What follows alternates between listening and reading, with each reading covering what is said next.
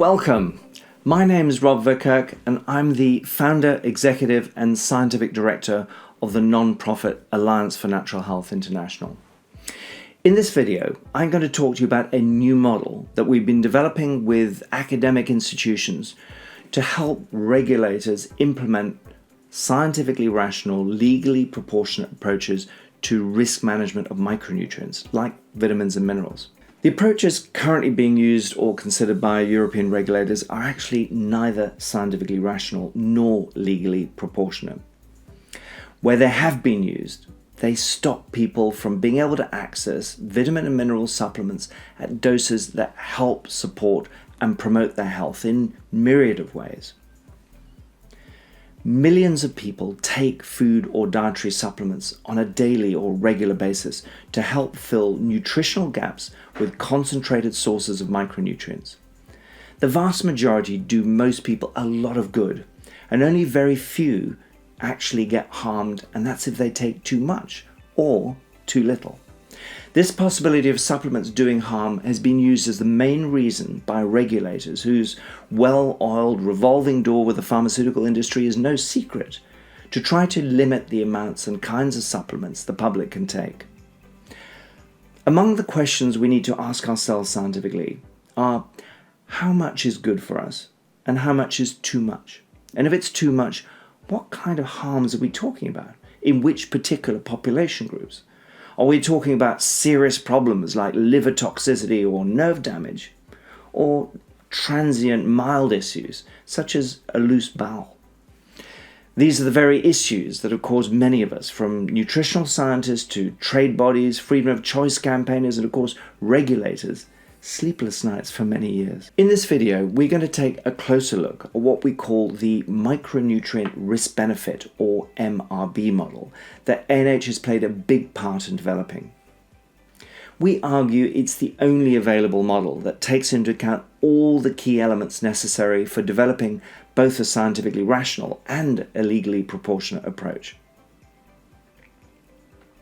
The MRB model is fundamentally different from the risk assessment models that have been used previously, which are essentially modified toxicological models. Like it says on the tin, these only take account of risk, and in the process, they completely ignore any of the benefits. By considering only the risk side of the equation for a given micronutrient, regulators end up setting levels that avoid any kind of harm or risk, however mild or transient, even to the most sensitive groups. But the end result is that everyone except these very sensitive groups, in other words, the vast majority of people, are denied amounts of the micronutrient that would actually be beneficial to them. So if regulators applied the same approach to conventional foods, they'd have to ban all gluten-containing grains or dairy, peanuts, even coffee, tea and sugar, because all these foods, and basically all foods known, have the potential to do some people some harm some of the time. Nutrients, unlike environmental toxins, do by definition offer benefits. These benefits often changing depending on the amount that's consumed by a given individual. There are also times in our lives when nutritional needs change, so different people need different amounts at different times. This makes setting hard and fast limits problematic if we're going to live in a world where people are allowed to manage their own health and exercise their freedom of choice. So, if you're going to use a scientifically rational method that helps to decide what the maximum daily amount of a given supplement ingredient should be able to be consumed, that offers those who need it the benefits of the micronutrient, while also managing any safety issues responsibly, there are 4 important challenges one needs to overcome. So, first of all, we must recognize that daily intakes of a given micronutrient that incur benefits to some parts of the population will also likely incur risk to others. In other words, risks and benefits often overlap. So if a regulator uses a risk-only method to come up with a single maximum permitted level for a given vitamin or mineral, in the process trying to eliminate all the risks even to the most sensitive to it, it will also stop very large numbers of people gaining benefits from this same micronutrient. This is exactly what's happened, for example, in Germany. with the German authority, the BfR, landing up with ludicrously low daily maximum permitted levels for many vitamins and minerals. For example, for vitamin C, it's just 250 milligrams per day. For vitamin B6, just 3.5 milligrams, and for zinc, just 6.5 milligrams. For zinc, this is even lower than the EU recommended daily intake or nutrient reference value from all sources, which is 10 milligrams per day. Any clinical nutritionist or nutritional scientist will tell you that there's ample evidence that people needing to improve the function of their immune systems or raise their energy levels when they're fatigued benefit from levels that are much higher than this. Not only that, 3 years into a pandemic, these micronutrients at sufficient levels of intake are needed by a lot of people. Looking now at vitamin C specifically, the BfR has taken into account that a 1,000 or 2,000 milligrams single dose of vitamin C may cause some people, when they're not dealing with an infection, when the body's requirement increases 10 times or more, to have a loose bowel. Hardly a serious adverse effect. But the BfR takes this lowest level of 1,000 milligrams, then, because it knows the data is somewhat uncertain, applies a 4-fold uncertainty factor to it to get to 250 milligrams. While this might seem on the surface like a highly precautionary approach that protects the public safety, it isn't when you consider the risk it causes to those who now can't consume the amounts they need. Or you consider that an appropriate risk management approach would be to recommend via labeling that those who are most sensitive should consider dividing their daily dose, which offers all the benefits and eliminates the risk of a loose bowel. The second problem with current risk assessment methods is that they typically offer a single value for each micronutrient regardless of the form. But vitamins and minerals used in supplements come in many different forms and have different bioavailabilities and therefore different risk-benefit profiles. The EU Food Supplements Directive, for example, currently allows 13 vitamins, but they can be used in 47 different forms. It also allows 17 minerals in 144 different forms. Many of us have experienced what happens when we take too much, say, magnesium oxide. Yes, you get a loose bowel again. But take the same amount of magnesium as magnesium glycinate, and of course it's a different story. Not only do you not get the runs, you actually absorb a lot more of the magnesium gram for gram. So it would be legally disproportionate to apply the level derived from magnesium oxide to magnesium glycinate. This means that if the level for magnesium oxide was set and applied to all other forms of magnesium, the law would prevent those needing high levels of magnesium from getting it, even if the form they wanted to take was not capable of causing them any kind of adverse effect, offering them only benefits.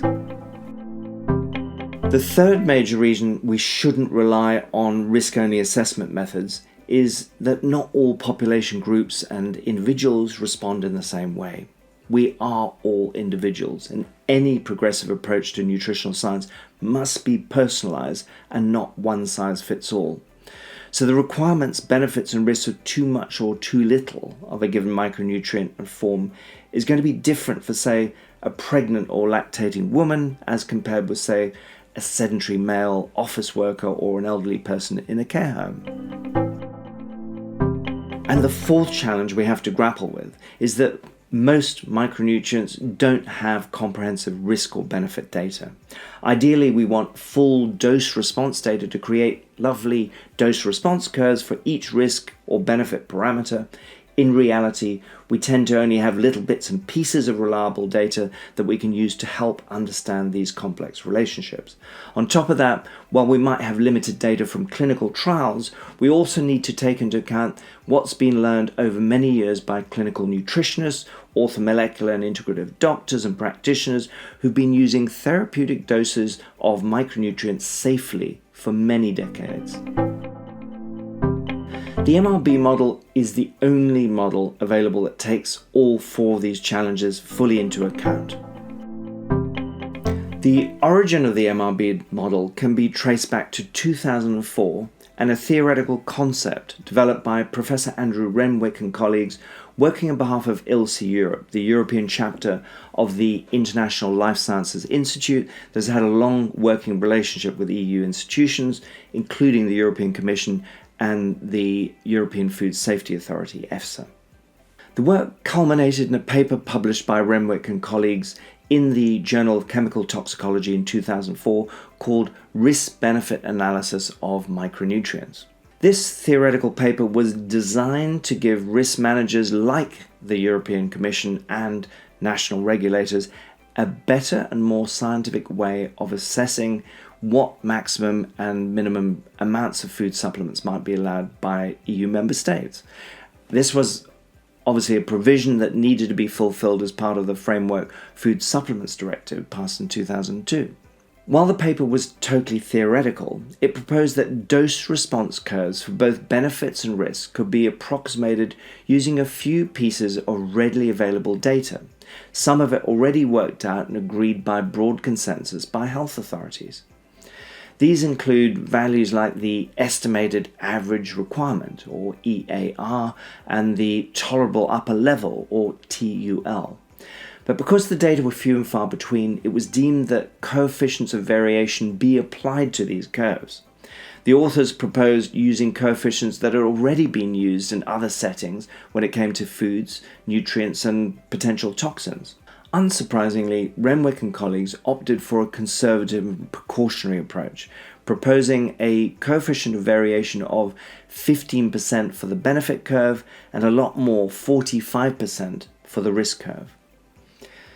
The theoretical model proposed the optimal intake for a given population for which the data had been selected could be determined by the intersection point of these two curves. But the scientists also made clear there should be scope to allow levels higher than this, especially if the risk to the most sensitive populations was mild and self-limiting, especially if these higher doses would allow other population groups to experience significant benefits. So the model introduced this idea of a sliding scale of risk and benefit instead of hard numbers. So while they proposed that the point at which the risk and benefit dose response curves intersected might represent a theoretical optimum intake for the general population, there should actually be a sliding scale of intakes that could take into account by the risk manager when determining policy, and of course the risk manager being typically the regulator or health authority. So in lots of ways, this is no different to how risk is managed in other areas of the food supply, whether it's how we manage allergens like gluten or dairy, or other foodstuffs that have risks and benefits like sugars or fats. Labeling becomes a very important mechanism in the risk management process, where those who are at risk are properly informed about the risks on the label, and while those who are less susceptible to risk would derive benefit from larger amounts of the foodstuffs, they aren't denied access. What also shouldn't be forgotten is that Renwick's theoretical model emphasized that if risk managers were to develop policy from risk-benefit curves, they should take into account the nature, severity, and likely duration of any risks involved. After we comprehensively exposed the problems of risk-only models back in 2010, we commissioned the Dutch contract research organisation TNO to help develop Renwick and colleagues' theoretical model into one that could be used practically. This work culminated in the paper by Lisette Krull and colleagues published in 2017 in the journal Critical Reviews in Food Science and Nutrition. The model was developed with the intention of explaining to risk managers and regulators how it could be used in practical terms, and it used two demo cases of real-world nutrients, folate and iron. We'll explain the outputs for these nutrients in more detail in a moment when we show how the model works. We're now in this third stage of the process of bringing the MRB model to the attention of regulators, academics, the food supplement industry, and the public. That's involved making the workings of the model open source so anyone can input data and get results. As with any data, what comes out of the model is as good as the quality of the data that goes into it. So by making it open source, we can start the process of people inputting different data, getting different results, engaging in dialogue, and hopefully coming up with some kind of consensus. That's the way that science should work, although obviously we've seen very little of this of late in the scientific community.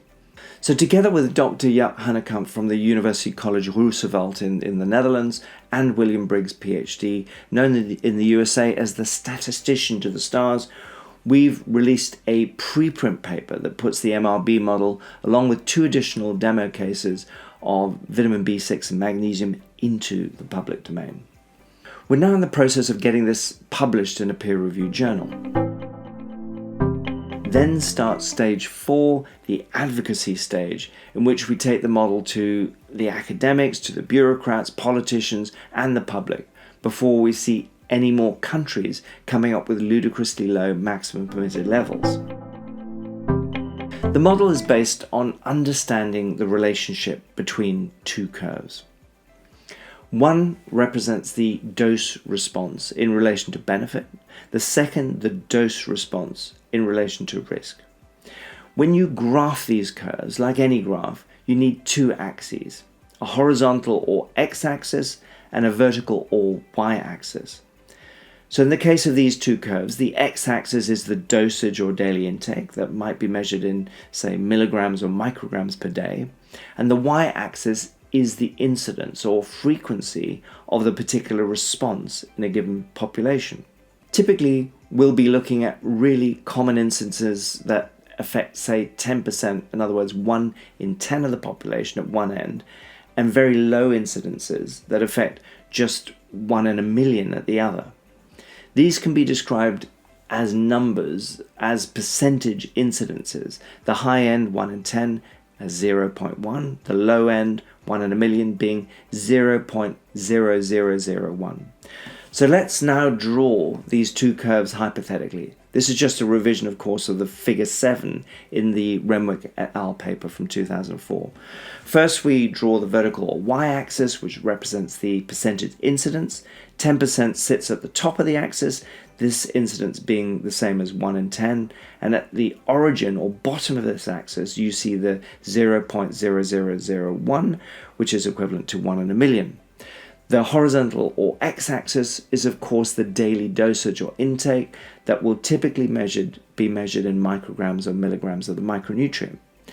Now for the curves. Let's draw them in a similar way to Renwick and colleagues in their seminal 2004 paper. First, the benefit curve starts on the left-hand side, and as we find ever smaller numbers of people benefiting from ever higher doses, it shifts to the right as we move down the curve. Then let's draw the incidence of risk curve, starting on the right and going in the opposite direction. So in a perfect world with sufficient dose-response data, the 2 curves will always at some point intersect. You'll remember that Renwick and colleagues call this the optimum intake, but that's somewhat theoretical and only accounts for the specific most sensitive risk and assumes the EAR is accurate and isn't restricted only to the basic requirement to avoid nutritional deficiency, which is, of course, the limitation in nearly all cases when we draw data from government health authorities. But as we'll see shortly, using real data in the MRB model, as in the Krull et al. Paper by TNO, or our preprint publication with Dr. Hanekamp, when we look at incidences of between 1 in 10 and 1 in a million, the 2 curves often don't intersect within the range of incidences. So just as Renwick and colleagues stated in their 2004 paper, everything to the left of the benefit curve represents the dose range that reflects an absence of benefit. Moving across to the risk curve, the doses to the right side of this curve reflect a potential risk of toxicity, normally the most sensitive risk or sign of toxicity to the most sensitive population group. Now here's the most important part of the graph, the area between the 2 curves above the point at which they intersect. We can think of this as the risk management zone. That's the zone where the risk manager gets to explore the sweet spot between public health, consumer protection, and freedom of choice. We talked about the sliding scale of doses in relation to risks and benefits earlier. Well, this is where it all plays out. Risk managers using good quality data would be expected to stay inside the risk management zone, to the right side of the benefit curve, not to incur risks of inadequate intake, and to the left side of the risk curve to not incur risks of excessive intake. But within this zone, the risk manager needs to make decisions based on what incidences are going to be acceptable for minor self-limiting adverse events, and which incidences will apply to more serious and even irreversible adverse events, all in the context of knowing how this impacts those who are not so sensitive and derive benefits from higher doses.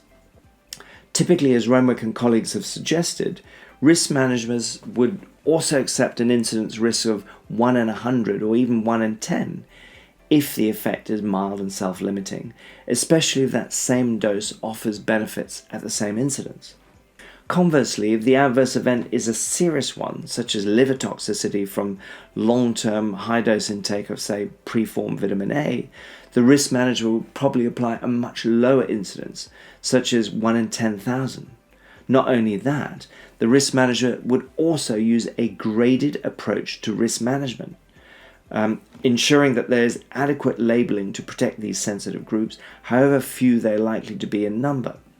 So in the case of preformed vitamin A, it might be along the lines of do not consume high-dose vitamin A over, say, 3,000 micrograms retinol equivalents for more than 2 consecutive weeks without consultation with a suitably qualified and experienced health professional.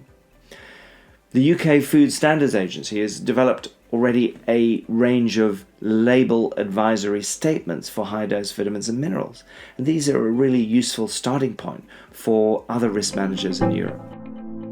Now let's see where the rubber meets the road, what happens when we plug some real data into the MRB model. We're going to show this first with the data from the Lisette-Krull paper by TNO that use iron and folate as demo cases. Let's start with iron, where 2 different forms of iron were compared, iron sulfate and iron bisglycinate. The data for this is shown on page 3743 of the journal in Table 5. It looks like this. Just as we've already discussed, the incidences in the left column run from 1 in 10 through to 1 in a million. But what you can see straight away is that the intake in milligrams in the risk curve for iron bisglycinate is a lot higher than for iron sulfate, reflecting the safer profile of iron bisglycinate. What we can do next is plot the benefit and risk curves. This is what it looks like when you plot the iron sulfate data from the Krull paper. Here you can see the benefit risk intersection point at just over 10 milligrams, and we know from nutritional surveys many people in Europe consume less than this. But it's the zone above this that the risk managers need to focus on, remembering this doesn't apply to all forms of iron, just iron sulfate. We know a lot about the symptoms of excessive intake of iron sulfate. They're mild and reversible, and they're linked to gastrointestinal upsets such as constipation, diarrhea, gut cramps, or an upset gut. The symptoms are nearly always temporary and disappear once a person reduces his or her dose. Therefore, a risk manager should be quite happy to allow a level of iron sulfate that applies at a 1 in 100 incidence level for the risk curve, or even 1 in 10 if there is enough advisory information given on labeling. That would equate to between 20 and 30 milligrams for a daily maximum. Now let's look at iron bisglycinate. Here's the iron bisglycinate data plotted from the Krull paper.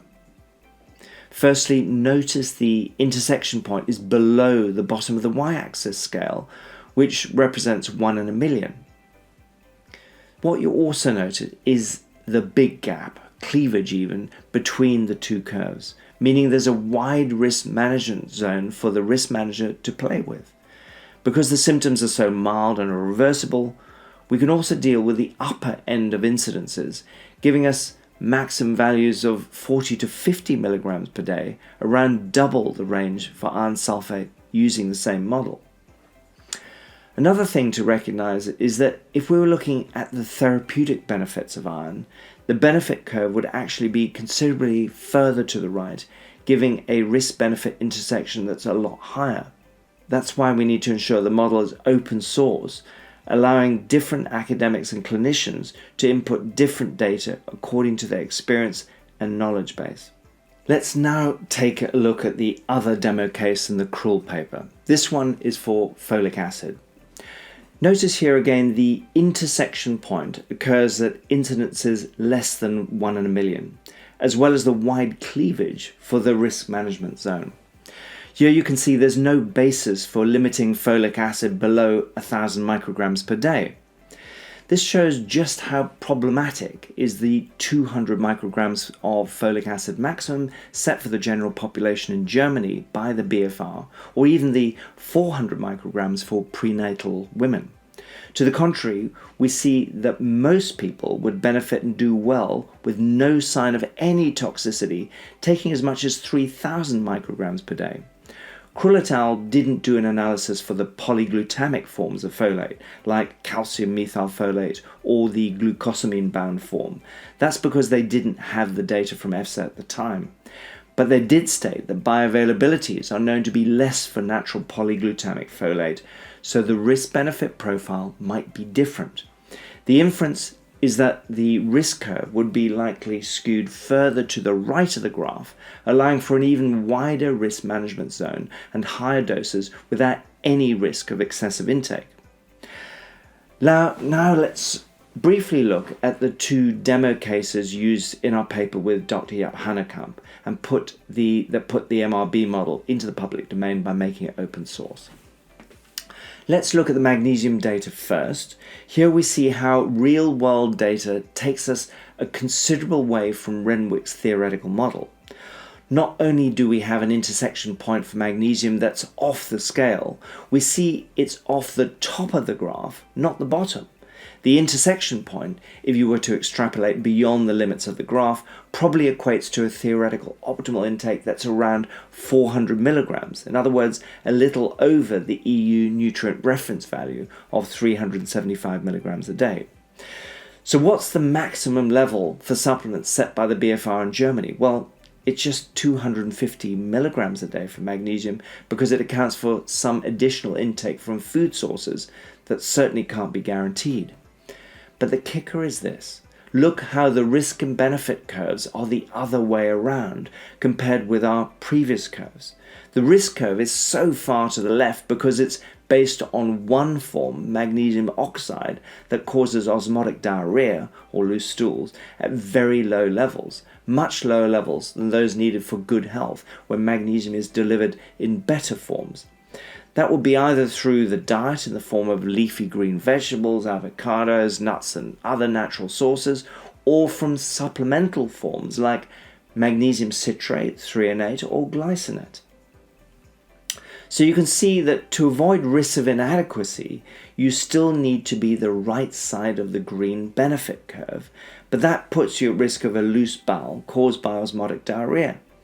This shouldn't mean banning high-dose magnesium products, but rather using a graded risk management approach that allows risks for the more problematic forms like magnesium oxide or sulfate to be clearly stated on labels, and new curves created for other forms like citrate or glycinate that aren't associated with the same osmotic diarrhea issues, even at substantially greater doses. The key is to make sure that people can access the beneficial doses they need, even if it's a divided daily dose. That means that allowing doses of magnesium of say 600 milligrams or more per day for these safer forms with advisory statements included on labels to cover off possible reactions among the most sensitive. The final case we're going to look at is that of vitamin B6. Out of interest, we've calculated two different risk curves based on data from two different approximations of the effective dose 50 or ED50 value for risk being 100 milligrams or 200 milligrams. These correlate respectively to the upper level and no observable adverse effect levels set by the Institute of Medicine or IM, now the National Academy of Medicine in the US. These data are also based on only one form of B6, peroxidine, which is the form that's been associated with vitamin B6-induced toxicity, primarily in lab animals like rats, mice, guinea pigs, and dogs, that can cause a range of neurological effects, some which can be quite serious or even permanent. But this only happens with extremely high doses maintained over long periods. With lab animals, we're generally talking about in the range of grams per kilogram body weight. In the case of humans, we're limited to very few case reports, but the pattern, with one exception that we'll mention shortly, is for sensory neuropathy not to show up at intake levels less than 500 milligrams a day, taken long term for months on end. That's why we had no option but to ditch the Dalton and Dalton study from 1987 as used by EFSA, which has been comprehensively shown to be fundamentally flawed. Even EFSA thinks it's flawed, but like the BFR and other EU risk assessors or managers, it's the one study they can use, flawed as it is, to continue to help the EU regulators to justify very low levels of vitamin B6 in supplements. Because any good scientific method must rely on reliable data. We use the US data because it's not fatally flawed by using the Dalton and Dalton study. Looking at the plot of the benefit curve and the two risk curves again, you'll see the kind of levels, such as 3.5 milligrams set by the BFR, makes no sense at all. That's especially the case if you apply policy based on pyridoxine to the other main form, pyridoxamine, that includes the all-important bioactive form, pyridoxal 5-phosphate, that's never been associated with any neurological issues at any dose. So even for pyridoxine, a daily dose of, say, 40 to 60 milligrams would be safe for the vast majority of people. And of course, much higher levels than this should apply to pyridoxamine forms, as they've never been associated with any of the neurological issues that cause the risk curves for pyridoxine to be where they are. So that's a rundown on the MRB model and how it works. You'll hopefully have seen how the MRB model really shows up the problems of existing risk-only approaches. But what you've also seen, such as with the examples of magnesium and vitamin B6, like any model, it's only as good as the data that goes into it.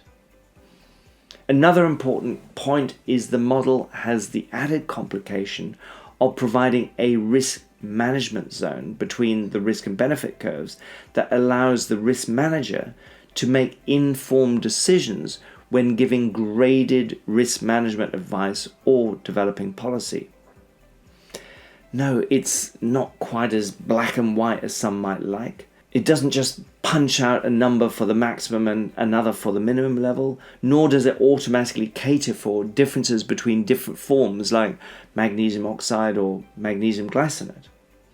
You have to select the data and plug them into the model and look at the output in terms of the known science and clinical experience. Let's remember the different way that humans respond to different micronutrient forms aren't black and white either, with people varying widely in their response to different micronutrient forms and delivery systems. The European Court of Justice has repeatedly ruled on the importance of using the most reliable scientific data and the most recent results of international research. This extract is taken from the ruling of our case on food supplements back in 2005. Science has been in for a battering in recent years. When it comes to the science we need to keep our bodies healthy using natural substances, we can't afford to rely on substandard science that is deemed acceptable by certain industry interests, but really doesn't reflect the latest nutritional science or provide a basis for freedom of choice. We implore you to work with us at A&H Europe to help place pressure on the European institutions and national regulators in the EU and Europe to transition from defunct risk-only models for establishing maximum permitted levels of micronutrients to the MRB risk-benefit model. Presently, the MRB model represents the only model designed to specifically for micronutrients that takes into account both risk and benefit.